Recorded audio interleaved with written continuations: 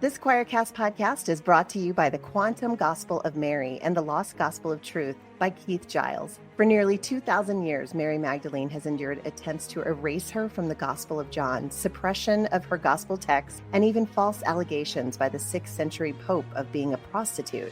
In this new book, author Keith Giles reveals the truth about Mary's gospel message and restores her prominence as the apostle to the apostles. Available now on Amazon.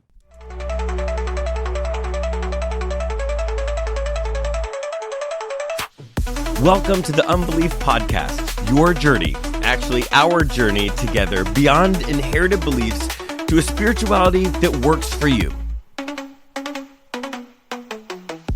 I'm your host, Jeremy. I'm a deep skeptic, also a pastor.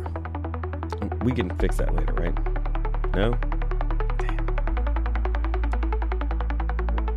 All right, you've made it to another book club episode of the Unbelief Podcast, and today we are continuing to talk about these stories that Jesus told that are often referred to as parables in the church world, and today we're looking at a really interesting parable.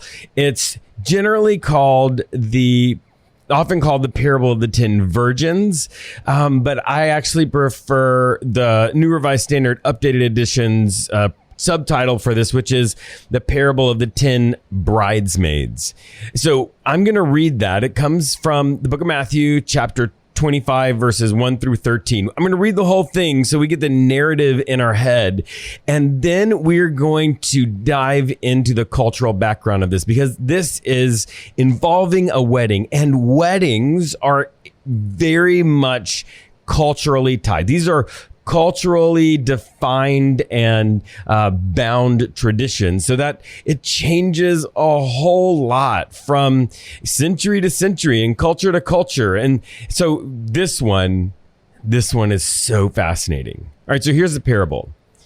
Then the kingdom of heaven will be like this. 10 young women took their lamps and went to meet the bridegroom. 5 of them were foolish and 5 were wise. When the foolish took their lamps, they took no oil with them, but the wise took flasks of oil with their lamps. As the bridegroom was delayed, all of them became drowsy and slept. But at midnight, there was a shout, "Look, here's the bridegroom, come out to meet him." Then all these young women got up and trimmed their lamps. The foolish said to the wise, give us some of your oil, for our lamps are going out." But the wise replied, "No, there will not be enough oil for you and us. You'd better go to the dealers and buy some for yourselves." And while they went to buy it, the bridegroom came, and those who were ready went with him into the wedding banquet. And the door was shut. Later, the other young women came also, saying, "Lord, Lord, open to us." But he replied, "Truly, I tell you, I do not know you. Keep awake, therefore, for you know neither the day nor the hour." All right, so this is a fascinating parable, because it's sort of like layers of meaning here, okay? But all of those layers of meaning are wrapped inside this wedding ceremony, this wedding process. And the wedding process for the ancient Near Eastern world, for the first century Jewish culture, it's very involved. So this is the wedding day, but this process started up to a year ahead of time. And so a year ahead of time or so, there would be a ceremony called a ketubah.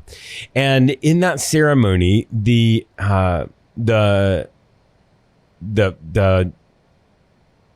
fiancés would be present. The future fiancés, in our terms, would be present.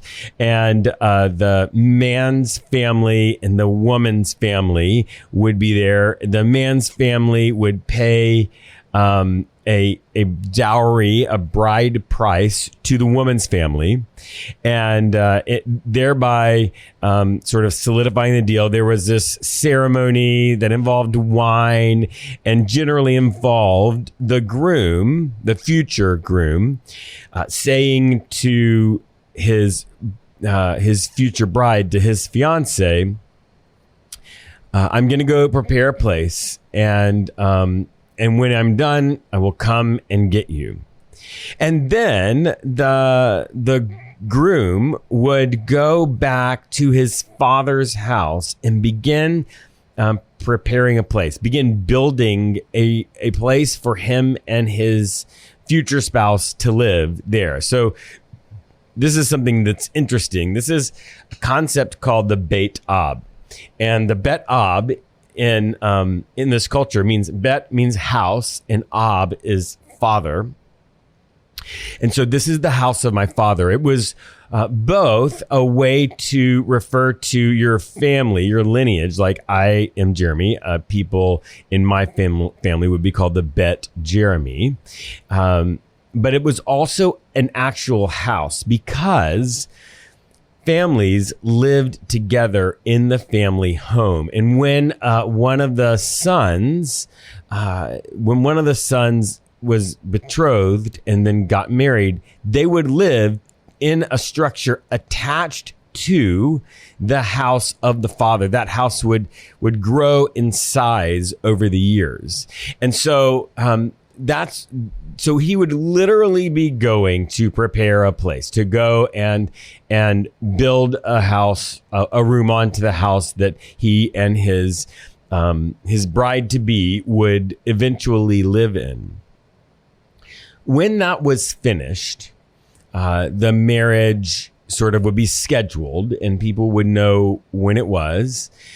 And it would start at the groom's house. People would gather festively celebrating with the groom, and then the groom and the groomsmen, his bridal party, would begin a procession from his house to where his fiance lived. And it was very festive, and it would take a long time. Right? They would take their time walking, and sometimes it's from town to town. Sometimes it's in the same town, but there would just be all the way. They would weave through the streets and everybody would be so happy and excited. It's something that the whole town got involved in and excited about.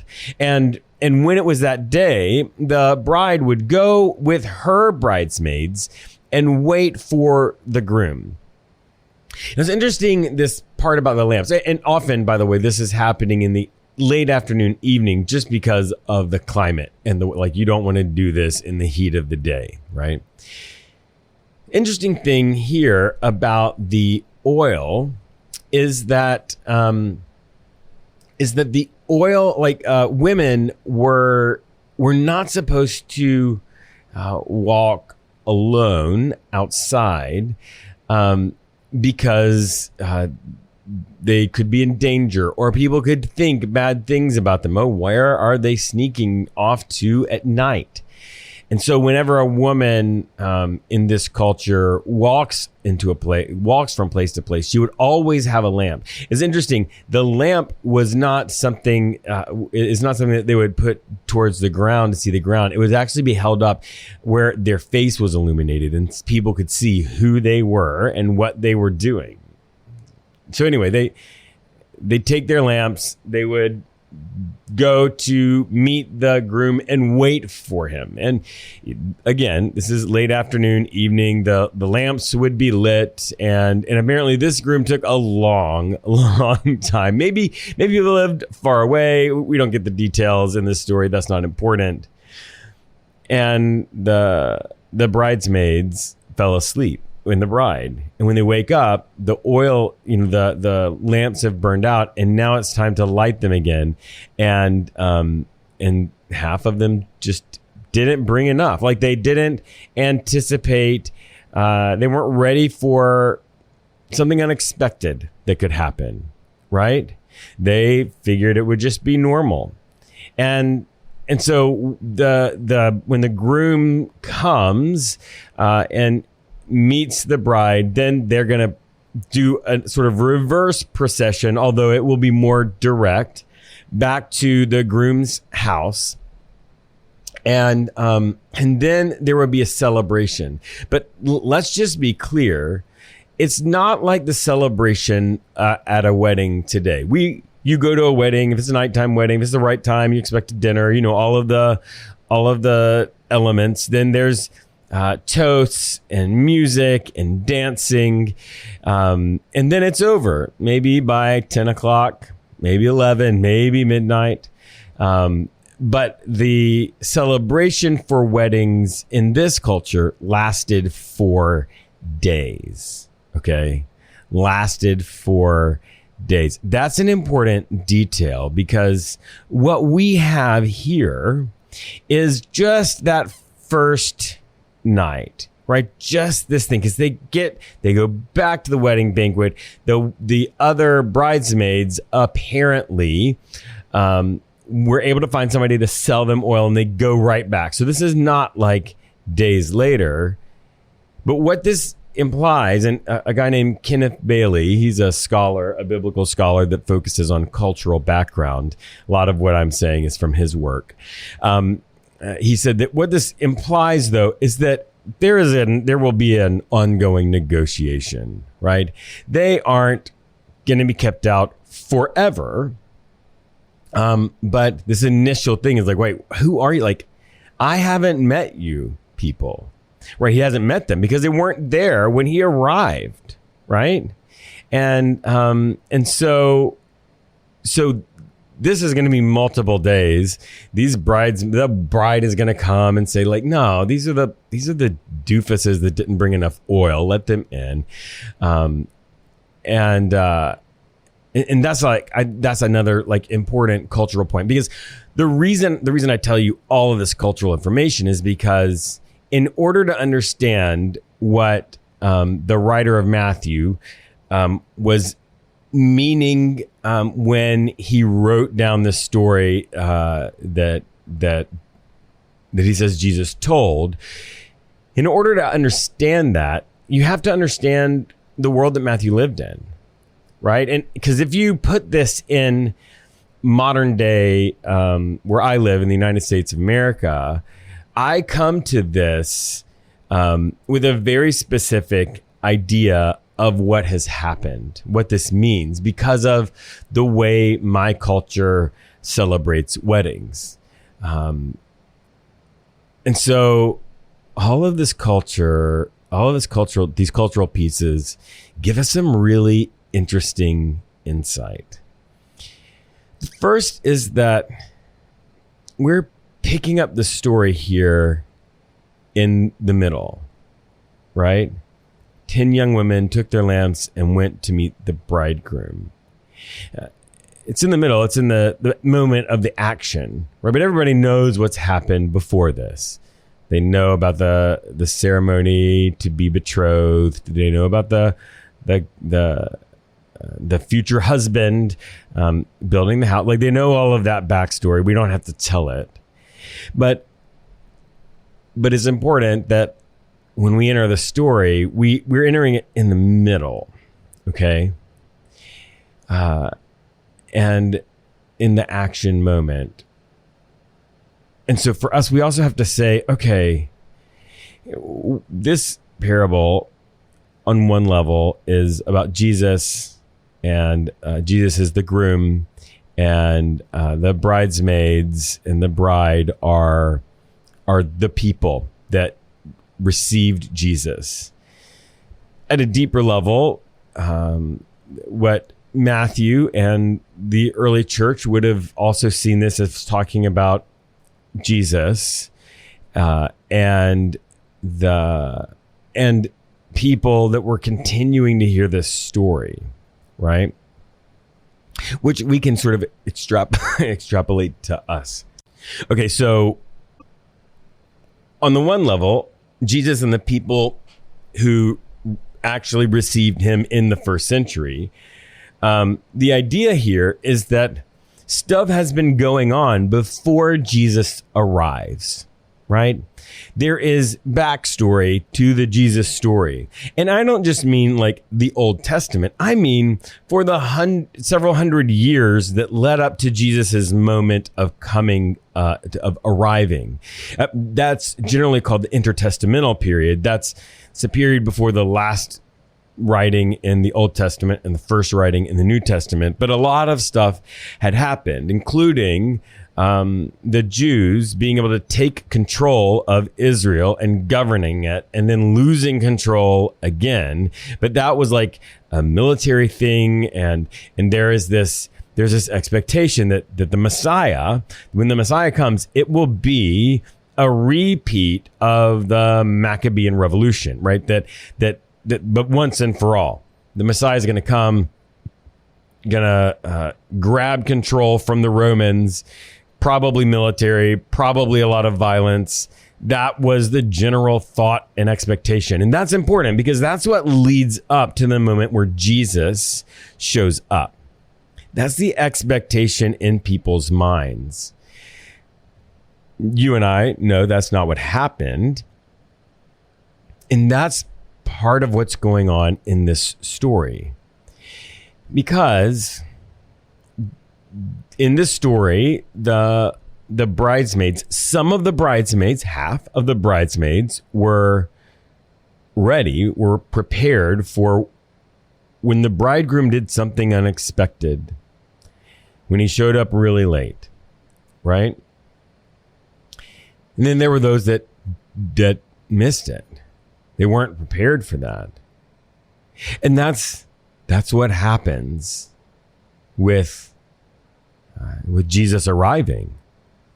There were people that, even though they had an expectation, this expectation of the taking control of the government and all of that kind of stuff, they had prepared themselves in such a way that when Jesus came and was not that, did not meet their expectations, did something surprising, something unexpected, like the bridegroom coming really late, they were ready for it. They were able to accept him when he showed up because they had prepared. They prepared themselves, their minds, their hearts were open enough to see something that was happening beyond what they expected. Yeah. And so then those people got to be around Jesus, right? Go into the banquet and enjoy all of what it was to hear Jesus speak, to watch Jesus heal people, all of the things that we hear in the Jesus story, right? There are thousands and thousands of people who got to experience that. But there are also thousands and thousands of people who looked at Jesus and said, he's not it. The Messiah is going to lead military victory. Like this is not it. He's not the guy. Right? And then when he started teaching things that they didn't agree with, they said he's definitely not the guy, because their mind was so closed down, not just to who the Messiah would be, but also to their own teachings and their own understanding of the scriptures, that not only he was fighting the expectations, he was not meeting the expectations of what a Messiah should be, but he was also teaching things that they didn't agree with. And so they could not accept him as a Messiah. They also could not hear his teachings. Yeah. They weren't prepared. And they missed out, right? Well, Jesus was there. They couldn't go. They couldn't go to the banquet. Now, does that mean they could never be part of what Jesus was doing? No, of course not. We have so many stories of people after Jesus died, like people who rejected the whole concept, becoming part of the movement and the Jesus story, right? They weren't kicked out forever. They just missed out on something really great. Yeah. And so that's this layer of the people who were there with Jesus, actually in the first century. But there's that layer one step deeper, the layer that I think really goes from after Jesus is gone until now, that I think really, really pushes back for us. And that is, first, it's the backstory. It's your backstory. It's my backstory. And by backstory, I mean, what have we been doing in our heads that sets our tone and expectation of God, of Jesus, of whatever, our expectations of life and spirituality, our understandings of religious teachings. Like, what have we been doing that has it made us more open or more closed, right? You can believe something with an open hand, which is what the Jewish people that accepted Jesus did. Or you can believe something with a closed hand, right? Where it's got to be this or nothing. And so I think at the beginning, the first question for us to think is, what have I been doing? How have I been leading up to this moment for me? Like, evaluating our practices, our beliefs, our commitments to different things, saying, are these things, am I shutting myself down or am I opening myself up? And then there is this moment where the bridegroom arrives. Some of them were ready, some of them were not. And I want to ask, like, now, am I ready? Am I ready to have my expectations challenged by a spiritual experience or by God, or however I want to say it, by a new insight, right? Am I open to having my expectations challenged and having to shift what I think and expect? Like, am I open? Or might I miss it? Yeah.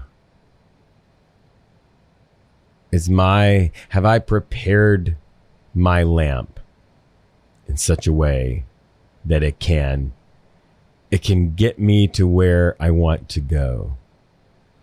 Or no, maybe it can get me to an unexpected place and through an unexpected set of circumstances. Yeah, man. What about that? And then the ones that were unwise, like, I love it. They ask for help from the other ones. And they say, like, no, we can't help. Like, we can't help you. We've got what we need, but if we give it to you, like, we will miss out too. Which to me, I think is really helpful. Like, there's some things that you can receive help for, but when you're talking about just like, are you going to be open or closed? Like, are you open to different things, your expectations being challenged and all of that? Yeah, well, that's not something you can get somebody else to do for you. It's something that you've got to work on yourself to be prepared. And then some of them miss it. And I know things in my life that I have missed the first time around. I wasn't ready. I missed out. But one of the things that we see here is, I think, really instructive. The ones who missed out realized they missed out. And when they realized that, they tried to get back to it. Even if it wasn't going to be the full thing, even if they were going to miss part of the celebration, whatever, they bought the oil and they went back to the thing. And so, one of the things I would challenge you to do is to look back on your spiritual history. What did you miss out on? Yeah. What did you What did you not quite get? Yeah. Because it might be something that you need to go back. You need to get some more oil. You need to go back to the place. You need to knock on the door and start trying to get back in. Yeah. I remember a friend telling me about how he went to this progressive church when he was super conservative, and he just lambasted them, right? Lambasted them and all of it, and then it was the only progressive church where he lived. And when he realized he was wrong and he wanted to go back, he felt like he couldn't. Yeah. Like he had missed out totally, but he hadn't, of course. You could call the priest, you could work back in, but when you miss out, don't let the initial missing out on something spiritual cause you to never pursue it again. You might not get the full thing, but if you can, you gotta go get the oil. Go bang on the door. Go bang on the door. But then the last words, I think it's the words that I want to leave with and sort of hold with me for this week. The words are, keep awake, therefore, for you neither know the day or the hour. And this is this call to keep yourself prepared and ready. This is an ongoing process. And so even if you feel like maybe I am today, tomorrow you might not, or tomorrow you might discover another place where you've closed that hand up, right? This is something that we sort of always need to have in our mind. Yeah. One of the ways you do that is by being in a community of people who are doing that. And a lot of people went to church. It's supposed to be that community, but it was very judgmental. It was traumatizing. I get that. That's actually why we started Not Church. Not Church is a faith community of people with all kinds of different religious identities that are trying to figure out beliefs and practices that work for them, and in a non-judgmental learning. The orientation is not to defend, it is to learn from each other, and it is beautiful. Somebody said it's like church. It's got the stuff that I miss from church. We even have a place where people post in the middle of the night that they're going to the hospital. People say a prayer or hold space or whatever.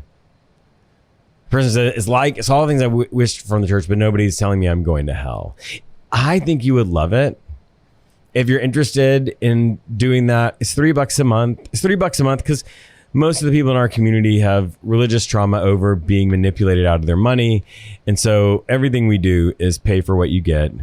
And so $3 a month gets you access. And if it doesn't work for you, just stop paying.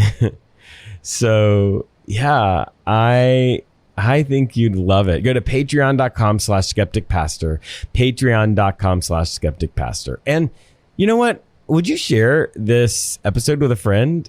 It really helps us spread the word. And give us all the stars and rate us. Do all the things. Thank you.